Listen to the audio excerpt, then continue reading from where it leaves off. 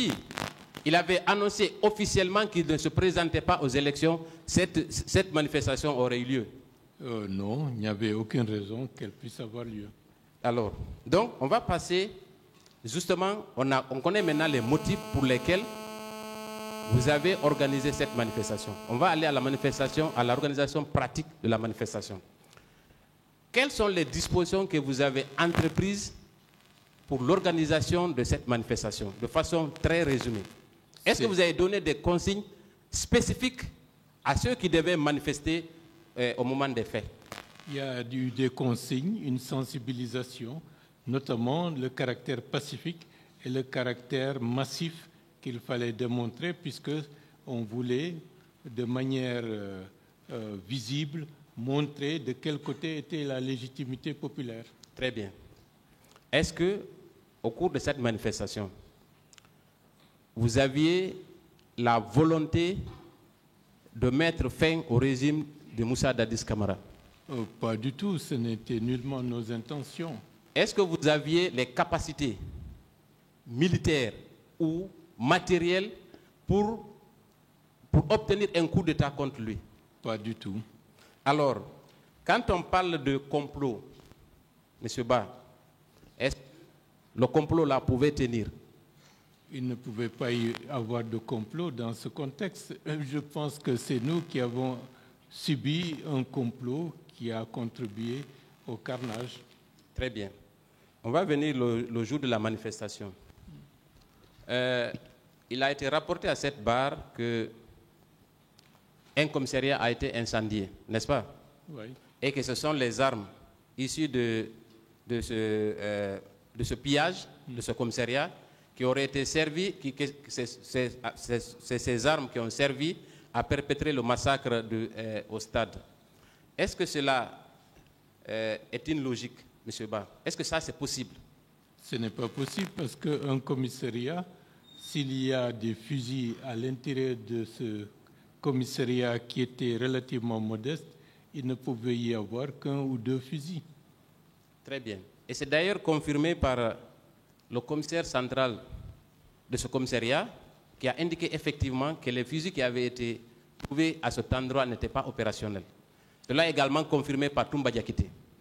Donc, il ne pouvait pas avoir de complot contre le capitaine Moussa Dadis Camara. En tout cas, en ce qui concerne les organisateurs de cette manifestation, n'est-ce pas? C'est clair. Très bien. Et j'ai oublié de parler d'un pan, c'est concernant M. Sidya Touré, la veille de la manifestation. Est-ce que vous pensez que le fait qu'il ait appelé Sidya Touré à 2 h du matin était un acte sincère tendant à désamorcer la crise? Pas du tout, parce que entre le 23 septembre et le 28 septembre, il y avait des possibilités de convoquer l'ensemble des membres des forces vives pour un entretien, pour éviter que nous allions dans la logique que nous déplorons aujourd'hui. Mais M. Sidya Touré, en tant que tel, comme je vous l'ai indiqué, ne pouvait pas prendre un engagement qui pourrait amener à ce que la date soit reportée, parce que les forces vives étaient structurées de telle manière les décisions majeures devraient faire l'objet d'une assemblée générale expresse pour que les décisions soient prises. Tout cela a été fait pour éviter que quelques-uns d'entre nous, en catimini, puissent prendre des décisions et des contre-décisions qui auraient ruiné l'efficacité du mouvement. Est-ce que si le président Dadis était sincère, ainsi que son gouvernement, est-ce que du 23 au 28, il n'aurait pas organisé une réunion pour vous appeler afin de s'entendre sur ce qui était le point d'achoppement, afin d'éviter l'organisation de cette manifestation? C'était tout à fait possible et je pense que nous étions disposés à cela, mais il n'y a jamais eu d'initiative dans cette direction. Je voudrais que le président me permette de lire le procès verbal d'audition de M. Sidya Touré et ensemble on verra si cela constitue des menaces ou pas. Monsieur le Président, avec votre permission. Il s'agit du procès verbal de M. Sidya Touré. Moi, j'avais des rapports très apaisés avec le capitaine Dadis. Le 28 septembre, à 1h du matin, mon téléphone a sonné. Lorsque j'ai regardé, j'ai compris que c'était un coup de fil au nom de Tibou Camara qui était affiché sur mon téléphone. J'ai posé la question de savoir pourquoi il m'appelait si tard. Il m'a répondu que c'est le président qui voulait me parler. Je venais de me réveiller, j'ai dit, quel président? Il m'a dit que c'était le président Dadis. Dans notre conversation, Dadis m'a demandé de faire empêcher le meeting qui était prévu dans la matinée au stade. Je lui ai répondu que ce n'était pas possible. À 1h du matin, je ne vois pas comment cela pouvait être possible. Il a donc dit qu'il a beaucoup de respect pour moi. Mais il était impossible d'accepter que ce meeting se tienne. Je réitère que je n'y pouvais rien. J'ai eu l'impression que le téléphone était sur haut-parleur et que les deux suivaient ma déclaration. J'ai entendu Tibou dire qu'il fallait faire respecter l'autorité de l'État. Monsieur Ba, avec une telle déclaration, est-ce que cela ne peut pas être analysé et compris comme étant des menaces? Les termes tels qu'ils sont utilisés attestent cela. Très bien.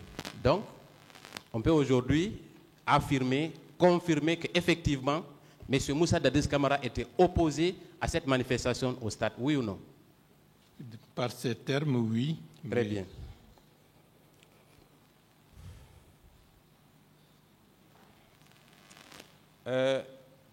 Le jour de la manifestation,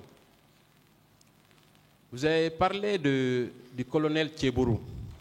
Et il me semble avoir entendu que au départ, les échanges étaient cordiaux, n'est-ce pas, avec lui? Bien sûr. N'est-ce pas? Et est-ce qu'il en est resté ainsi jusqu'à la fin? Bon, les échanges cordiaux étaient au moment où on était au niveau de l'entrée de l'université Gamal Abdel Nasser. Moi, je peux l'interpréter comme tel, quelqu'un d'autre peut l'interpréter autrement. Mais comme c'était dans une période surexcitée, il y avait, disons, des positions tranchées de part et d'autre. Il nous a été rapporté ici, à travers des procès-verbaux des parties civiles, qu'effectivement, le colonel Tchebourou s'en est pris personnellement à plusieurs parties civiles à travers ses agents. Est-ce que quand on vous dit ça à la barre, vous pouvez croire? Je vous écoute, oui, je n'ai pas compris. Ces agents ont participé au maintien d'ordre. Est-ce qu'on peut y croire? Au maintien d'ordre? Oui. D'abord, le colonel Tchebourou, quand il était avec vous dans ces entretiens, est-ce qu'il était accompagné d'agents? Il y avait peut-être quelques agents. Il y avait des agents du CMIS qui étaient à côté. Bon, comme je ne connais pas le nombre des hommes liés au colonel Tchebourou, peut-être que d'autres étaient dans d'autres théâtres des opérations. Vous avez déclaré ici que le colonel Tchebourou n'avait pas d'autorité sur les agents. Est-ce que vous parlez des militaires ou des gendarmes et policiers? Parce que la distinction, elle est importante. Vous parliez de quel type d'agent? Non, à ce niveau-là, je ne peux parler que la manière dont un agent a intimé l'ordre de nous faire sortir de la clinique. Voilà. Sinon, très bien, ils vont jeter des grenades et le colonel Tchebourou était en face de lui. Et je pense qu'un officier de son rang qui a pris l'initiative de nous amener à la clinique et un autre subordonné qui dit non, ce n'est pas possible, sinon je fais sauter la clinique, ça posait problème. Vous savez pourquoi j'ai posé cette question? Parce que ça représentait presque un trophée de l'autre côté. C'était presque un trophée. En réalité, il n'avait pas de contrôle peut-être sur les bérets rouges et les militaires. Ça, c'est peut-être plausible. Mais est-ce que sur l'esplanade du stade, vous avez vu un seul agent désobéir aux ordres de M. Tchebourou? Je ne l'ai pas vu en tant que tel prendre une initiative au moment où on était à l'esplanade du stade du 28 septembre. Donc, vous parlez d'insubordination au niveau de la clinique, n'est-ce pas? Simplement au niveau de la clinique pour dire les choses telles Très qu'elles bien, se sont très passées. bien. Monsieur le Président, honorable assesseur, au décès du général président Lansana Conté, qui est intervenu à une période où il y avait une crise institutionnelle. L'Assemblée nationale, le mandat de cette Assemblée était arrivé à expiration, donc illégitime, point de vue droit ou politique. En même temps, le pouvoir exécutif fragilisé. On se demandait qui gouvernait notre pays. On se rappelle encore des événements de janvier-février 2007 qui a connu beaucoup de morts au pont 8 novembre suite à une grève lancée par le syndicat et qui aboutit à la nomination d'un Premier ministre de consensus. Au décès donc du général, un groupe de militaires, à sa tête le capitaine Moussa Dadis Camara, ont décidé de prendre le pouvoir, pour conduire le pays vers une transition démocratique, et éviter ainsi un chaos qui s'installe dans le pays. Je rappelle, et je pense qu'on me le permettra, parce que le ministère public a fait une narration des faits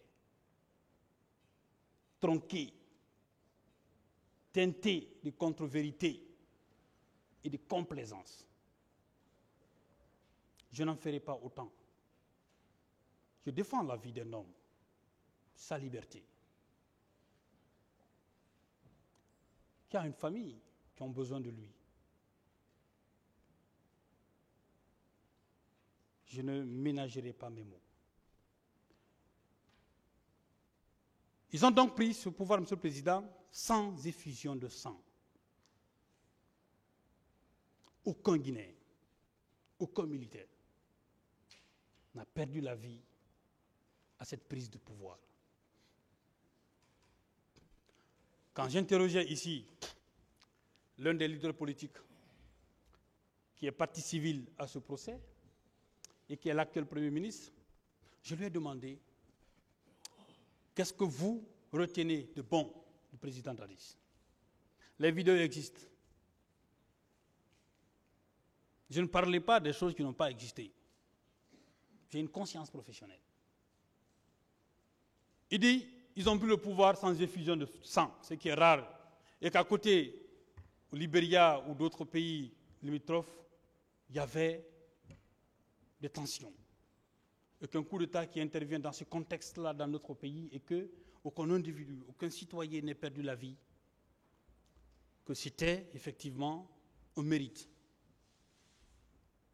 Il a eu, pour cet instant où il le disait, l'honnêteté intellectuelle de l'admettre, bien qu'il soit partie civile.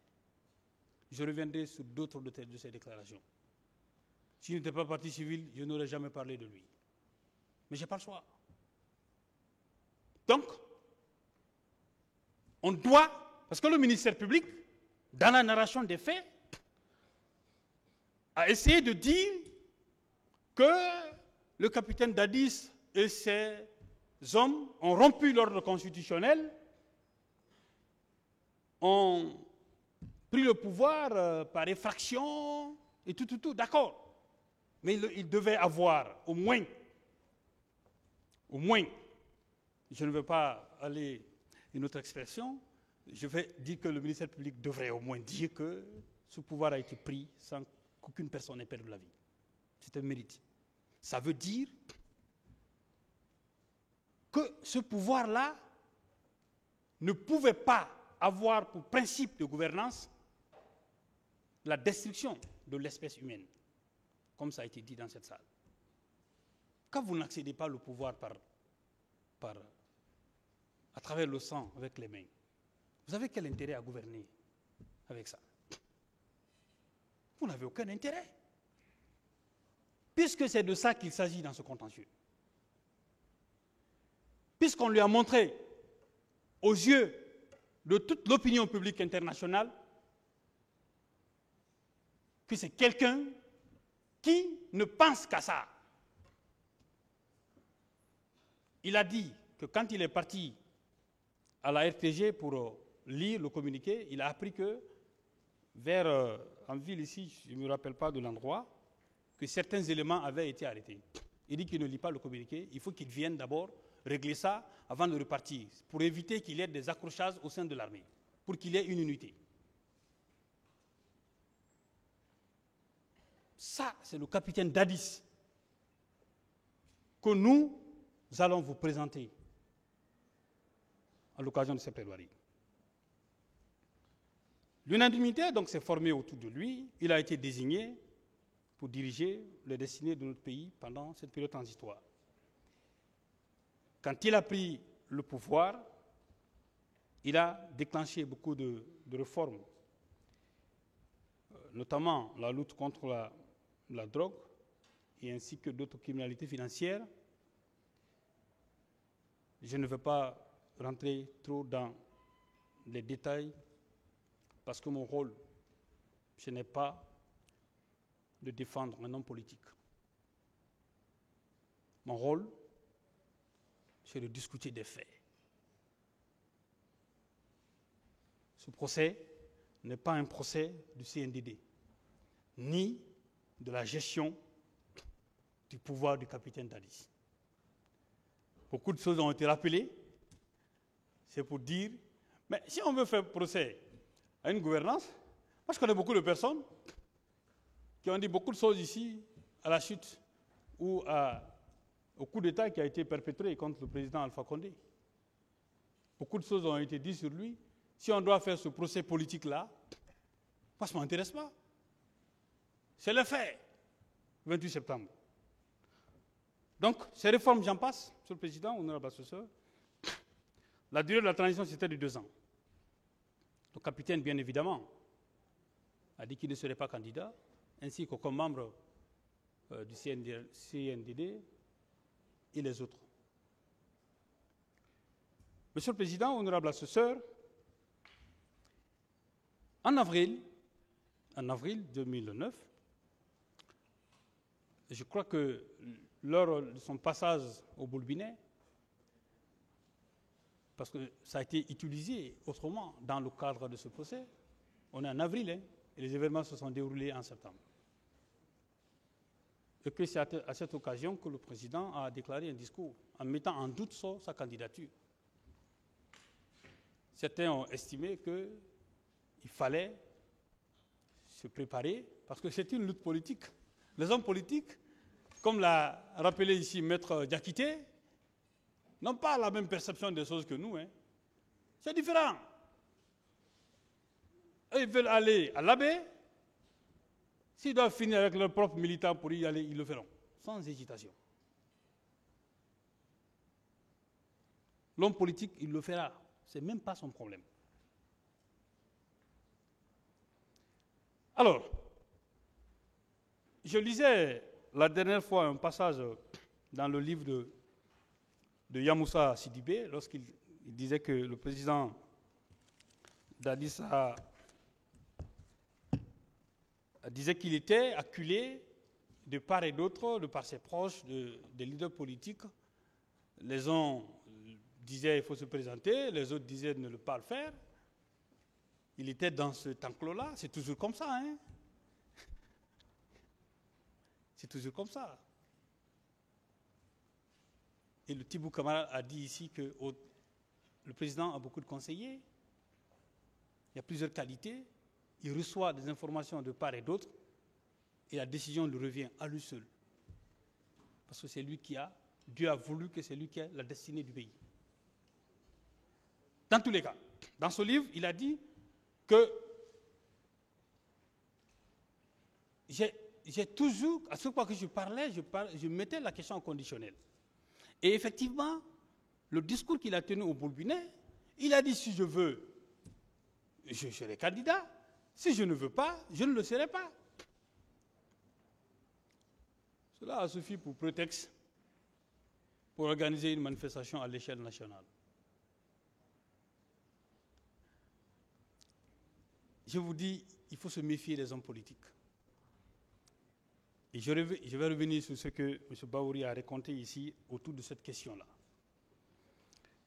Le président Dadis s'est rendu donc à l'Abbé sur invitation des sages de cette localité où il a tenu un meeting au stade de l'Abbé. Monsieur le Président, pour reprendre un homme politique guinéen qui, en s'adressant aux journalistes, qu'on dirait que c'est une mousse qui les a piqués. Parce que le président Dadis était déjà populaire au sein de l'opinion, parce qu'il ne s'est pas comporté comme certains le font. Parfois, lui-même, il conduisait sa voiture. Ça veut dire beaucoup plus près des populations. Dans un pays où on a fait le culte de la personnalité en principe de vie, les gens voyaient ça autrement. Donc, un président qui conduit sa voiture, c'est normal qu'il soit populaire, que les gens viennent avec lui. Donc, le stade du 28 septembre, le stade de l'Abbé était plein, a craqué, et l'opposition a considéré que c'était l'un de leurs bastions, et qu'il fallait lui répondre. Il n'y a rien d'autre. Hein. C'est pour ça qu'ils ont organisé le 28 septembre. C'est rien d'autre. Donc il fallait, et Bahour l'a dit, il fallait démontrer que quand tu es avec l'aveugle, il faut qu'il sache qu'il n'est pas le seul sur la piste. Il faut que nous aussi, on fasse une démonstration de force pour montrer à l'opinion internationale, non, ce n'est pas que le capitaine Dadis qui a une légitimité, il a aussi quand même des leaders politiques ici qui ont une légitimité et qui ont quelque chose à démontrer. C'est dans ce contexte. Parce qu'ils l'ont dit ici. Il a été dit que le capitaine Dadis a qualifié les leaders de faux leaders. Vous pensez que ça, c'est un élément constitutif d'infraction pour lequel il est poursuivi ici? Faux leader. Mais, quand même, ça a été dit ici, il a dit c'est des faux leaders. Si vous montrez à quelqu'un qui n'est pas légitime, il va se défendre, il va montrer. Ce sont des gens qui voulaient, parce que Thibault l'a dit ici, son fauteuil. Et comme l'a dit un leader politique devenu ministre, qui dit, bon, certains ont pensé que la transition, c'est d'enlever quelqu'un dans le fauteuil et faire asseoir d'autres. C'est M. Bahouri qui l'a dit. C'est aujourd'hui qu'il a compris ça. C'était lui le président du comité d'organisation de cette manifestation-là. Il était partie civile. Il a pris la responsabilité sur lui de venir à cette audience faire des déclarations. Je parlerai de lui jusqu'à la fin de mes plaidoiries. Donc, à son retour de l'Abbé, mais avant ça, quand vous regardez le rapport de la Commission nationale d'enquête et même la Commission d'enquête internationale, vous verrez qu'il est dit dans quelles conditions les préparatifs du 28 septembre ont eu lieu. Les manifestations en Guinée, mais c'est une manne financière. Mais c'est de l'argent. Si vous voulez, les gens veulent manifester ici, c'est de l'argent qu'on prépare. L'idée, c'était de défier l'État. C'était ça l'idée. Mais malgré ce contexte-là, l'État, quand même, avait pris des mesures, dont je vais revenir un peu plus dessus après. Quand le président a pris, dans la nuit du 27 au 28, que les leaders politiques tenaient à manifester, Monsieur le Président, honorable assesseur, il a cherché immédiatement à rentrer en contact avec M. Sidya Touré, le président de l'Union des forces républicaines, avec qui, il faut le rappeler, il avait des relations cordiales. Je le dis pourquoi? Parce que lors d'une déclaration au Palais du Peuple, c'est en ce moment il avait dit à Sidi Touré, vous pouvez être mon conseil économique, parce qu'il appelait les leaders politiques pour qu'ils donnent leurs propositions par rapport à comment le pays va être géré. Donc il avait cette harmonie-là, cette complicité avec monsieur Sidi Touré. Il a donc pris le téléphone de M. Tibou Camara, et je suis convaincu que, quand j'ai posé cette question au président, il disait que non, mais je ne savais même pas que c'était Tibou. Ça veut dire qu'il ne se rappelait même pas du téléphone de qui il avait pris pour appeler. Donc il a pris, il a pris le téléphone pour joindre M. Sidi Touré, pour lui demander deux choses. Deux choses. Premièrement, de délocaliser, d'accepter de reporter la marche au 29. C'était une prière. Accepter de reporter au 29. Et accepter en même temps de délocaliser au stade de Nongo. Mais c'était une démonstration de force, mais on peut le faire là-bas. Les politiques, c'est ça. Le capital d'un homme politique, c'est la masse. Sinon, qu'est-ce qu'ils ont de mieux que nous autres? C'est parce qu'il y a beaucoup de personnes qui croient en eux. Donc, il fallait faire cette démonstration de force. Sidi Touré, disant qu'il ne peut plus joindre les autres leaders politiques, et finalement, la conversation s'est interrompue, et Tibou l'a dit ici à cette audience, ils l'ont rappelé, et finalement, ils ne l'ont plus eu. Paradoxalement, c'est les déclarations de M. Tibou Camara qui sont au dossier, et il est venu ici. Au même moment, quand je lui ai posé la question ici, est-ce que vous avez essayé de joindre d'autres leaders? Au même moment, il dit oui. Il dit mais le téléphone était déjà éteint.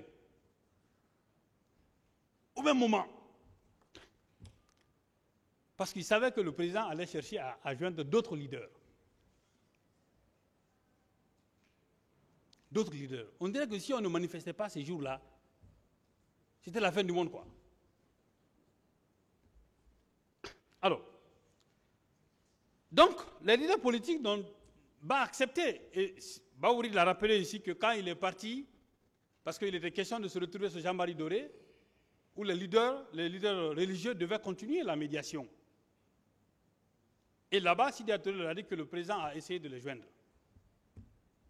Il dit, mais la conversation a été interrompue. Donc, il a donc prié les forces vives qui n'ont pas voulu de repousser la manifestation ou de délocaliser, parce que le stade était fermé à l'époque, et ça, la preuve a été rapportée à cette audience-là,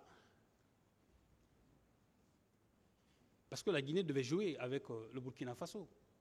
Donc il fallait mettre le stade en état pour qu'on puisse faire. Est-ce que dans ce contexte-là, raisonnablement, pour quelqu'un qui est de bonne foi, est-ce qu'on peut tenir un meeting dans un contexte pareil? Aujourd'hui, on est l'actualité. Et Dieu faisant bien les choses, aujourd'hui, le Syrie national va jouer au Maroc, dans un stade. Parce que nous, notre stade ici, ce n'est pas homologué.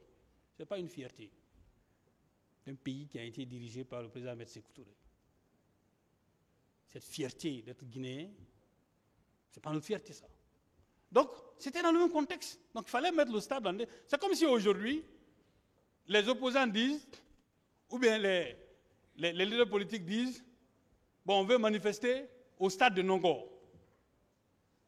Vous pensez que l'autorité acceptera ça? Non pas parce que vous manifestez contre moi, mais on vous dira, mais il y a un autre endroit peut-être où il faut manifester, même si aujourd'hui tout le monde est cloîtré dans son siège. Le principe de liberté, d'association est bafoué. Vous ne pouvez même pas manifester ailleurs. À plus forte raison, un stade qui est en rénovation. Vous pensez que dans ce contexte-là, aujourd'hui, si on répétait l'histoire, que cela aurait été possible? Non pas parce que le président actuel serait de mauvaise foi, mais parce qu'un homme responsable, il ne l'accepterait pas. Parce qu'il dirige quand même une république, un pays qui a des normes. Ce n'est pas une jungle où on peut faire ce qu'on veut parce qu'on veut défier l'autorité de l'État. Parce que quelqu'un, on soupçonne, on suppose que l'intéressé dit que je vais être candidat, ben il fallait... Le stade de la rénovation. La guerre ne joue pas ici. La dernière fois, j'ai vu un jeune dire que mais quelle fierté vous avez, alors que notre pays est en train de jouer au Maroc. Pourquoi? C'est dans ce contexte. Je parle de faits. Ce sont des faits, ça. Ça, c'est passé. Parce que ce sont les deux propositions qui leur avaient été faites. Mais ils n'ont pas voulu. Alors, donc, ils ont choisi cette date-là, qui nous est chère à tous, 28 septembre 2009, pour marquer leur opposition ou faire leur démonstration de force à la communauté internationale. Alors, les leaders n'ont pas voulu et l'appel aura été vain.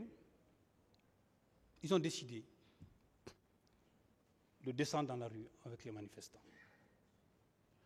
Mais avant, Monsieur le Président, l'État républicain, l'État responsable, avait pris une série de mesures.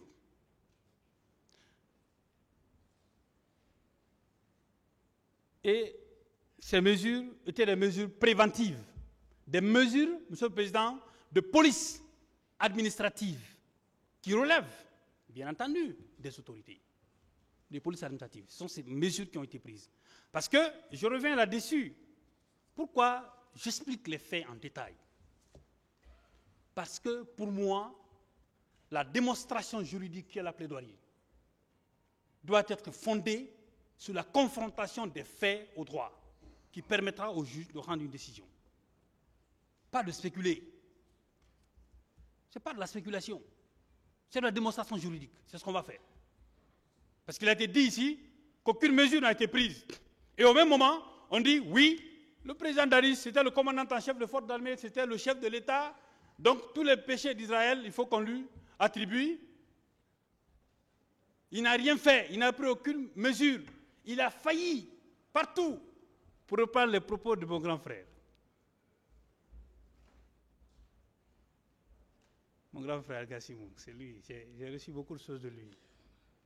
Bon, aujourd'hui j'ai pris la permission avant de venir plaider ici, parce que la charte des Kouroukan-Fouka impose à ce que les jeunes puissent respecter les aînés. Je vais le faire avec un style approprié, pas celui utilisé par le confrère de la partie civile. Parmi les mesures prises, le gouvernement a fait un communiqué interdisant toute manifestation le jour du 28 septembre. Ce seul jour, nous vivons dans un contexte d'interdiction générale et systématique de toute manifestation. Maintenant là. Mais lui, le péché de son gouvernement, c'était d'interdire le seul jour-là. Le seul jour-là. Mais après, moi, je me pose la question, pourquoi Dadis? Pourquoi lui? Pourquoi? Même ce qu'un procureur de la République doit faire, on dit non, il n'a rien fait pour qu'il le fasse. Mais un procureur de la République qui constate la commission d'infractions, les infractions qui ont été commises au stade, qui n'était pas au courant de ça? C'est même pas loin du tribunal de Dikin. C'est-à-dire qu'il y a dit au procureur de ne pas engager des poursuites. Nous y reviendrons. Donc il y a un communiqué interdisant le seul jour-là, Monsieur le Président. Après, le chef d'état-major général des armées a confirmé ici, le général Sano, le casernement des militaires décidé par le président via son ministre de la Défense, qui a instruit à son tour le chef d'état-major général des armées, qui a présidé une réunion à cet effet avec ses hommes et sa hiérarchie. Il a dit ici, il dit que lui, il ne recevait pas d'ordre directement du président Dadis. Nous allons revenir là-dessus sur la chaîne de commandement. Je crois que Maître Jokamé fera une démonstration sur la question. Il dit qu'il recevait des ordres directement du ministre de la Défense. Ça veut dire que le ministre de la Défense était dans cette délégation du pouvoir du chef de l'État et qui avait tout à fait donné des instructions au chef d'état-major général des armées pour caserner tous les militaires. À votre avis, puisque ce procès est tenu devant l'opinion publique nationale et internationale, Monsieur le Président, honorable assesseur, à votre avis, pourquoi un État sérieux déciderait de caserner les militaires le jour d'une manifestation? Pourquoi? C'est pourquoi je dis, Monsieur le Président, honorable assesseur, que votre tâche, elle va être difficile. Elle va être difficile parce que les uns et les autres l'ont dit que vous êtes jugés non seulement par nous ici, mais par l'opinion publique. Pourquoi un État républicain le ferait? Pourquoi? Caserner les militaires en prélude d'une manifestation interdite.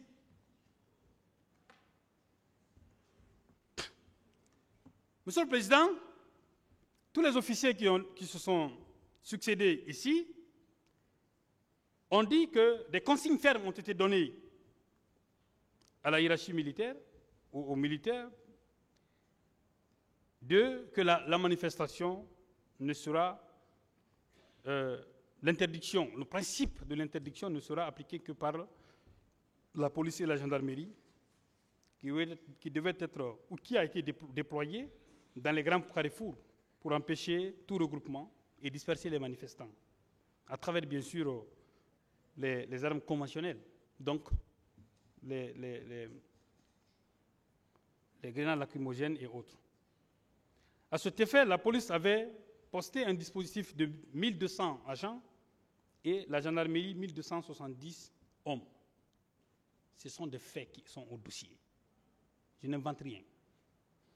Au-delà de ça, Monsieur le Président, parce que je suis dans les mesures préventives de la manifestation, on dit qu'il n'a rien fait. La note de service en date du 11 septembre 2009, prise par le directeur général du stade, portant fermeture du stade du 28 septembre en vue des préparatifs du match Guinée-Burkina Faso. Cette note-là existait, c'est au dossier.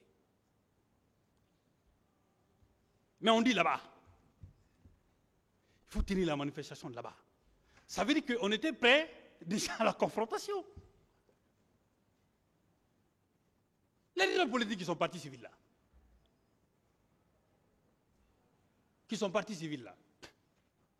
qui d'entre eux accepterait ça? Qui? J'ai posé la question ici à M. Baouri. Il dit, mais qu'est-ce qui a changé entre-temps? Il dit, non, quand tu estimes qu'une stratégie n'est plus adaptée et autre là, donc il faut la changer. Et ça se comprend. Ça se comprend. Et la dernière fois, j'ai entendu également M. François Le Sonifal dire que l'actuel Premier ministre a dit, c'est parfaitement dans quel contexte les événements du 28 septembre sont intervenus. Il rappelle ça à son collègue parti civil. Ils étaient tous là-bas parce que c'est eux qu'il sait et que tout ce qui arrivera, il en prendra la responsabilité parce que c'est lui qui parle de glissement de calendrier. Monsieur le Président, honorable assesseur, je suis en train un peu de confronter les faits qui ont été discutés ici à la personnalité des personnes qui se prennent comme étant des partis civils. C'est pourquoi je dis que j'ai énormément de respect pour ces victimes.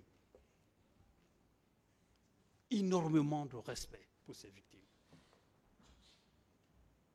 Je suis très touché par ces jeunes, par ces dames qui ont été victimes de ces atrocités-là.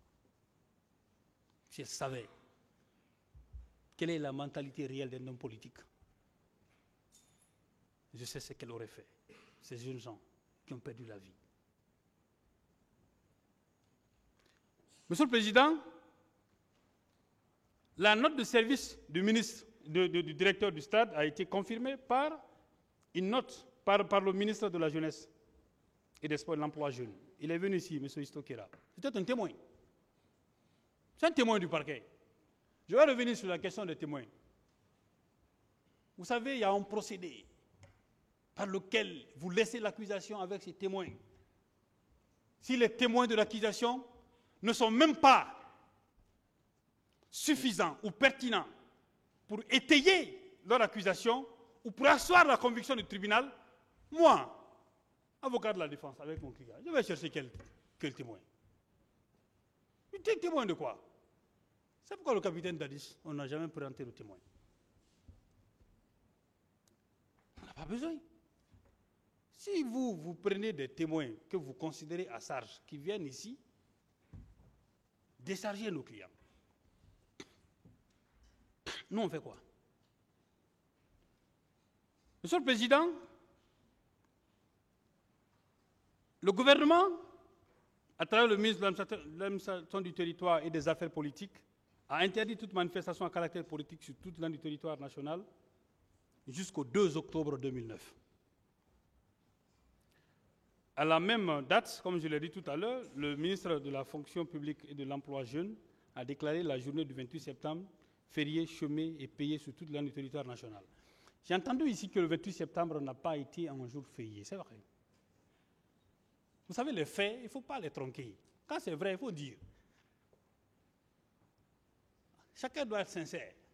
C'est comme les témoins qui viennent ici. C'est ça la sincérité. Oui, mais l'autorité administrative a décidé de déclarer ce jour-là férié, chômé et payé.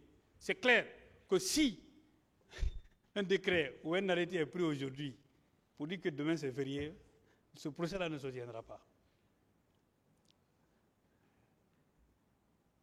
Les gars ont considéré que ça, c'est notre crime. Malgré ces mesures prises par l'État républicain, les manifestants dirigés par les leaders politiques ont bravé l'interdiction, d'où les événements malheureux du jour fatidique du 28 septembre. Informés de la situation, pendant que les actes, les faits étaient déjà accomplis, j'insiste là-dessus, le président a immédiatement instruit son ministre de la Santé publique de prendre en charge tous les blessés dans les hôpitaux publics et au ministre de la Défense et des Finances débloquer des finances. À cet effet, ces instructions ont été suivies d'effet quand le ministre des Finances d'alors a débloqué une somme d'1 milliard de francs guinéens pour le soin des personnes qui ont été blessées. Le même jour, Monsieur le Président a, sur les ondes de la télévision nationale, et nous avons fait projeter cela à l'audience ici, une adresse à la nation. Voilà une autre, quelque chose qui m'a encore dérangé. On va vous interrompre. Ok.